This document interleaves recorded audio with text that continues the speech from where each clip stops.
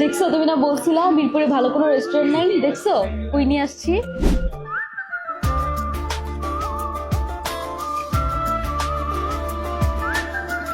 সারা জীবন তো শুনাইছো যে মিরপুরে কিছু নাই, মিরপুরে কিছু নাই, এবার একটু দেখো কি হয়েছে মিরপুর। দেখছি, দেখতে পাচ্ছেন আমার সামনে অনেকগুলো আইটেম। মসজিদের অলমোস্ট সবগুলো খাবারের প্রাইসই 500 টাকার কম। আপনারা আসলে পেট ভরে খেতে পারবেন। ওয়াও, বসো। আর আজকের খাবারের বিল আমি দিব। ও,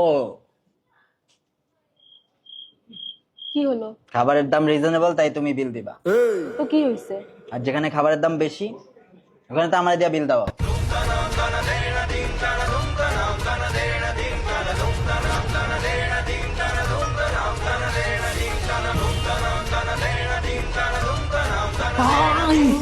ভাই এটা কেমনে করলেন আপনি?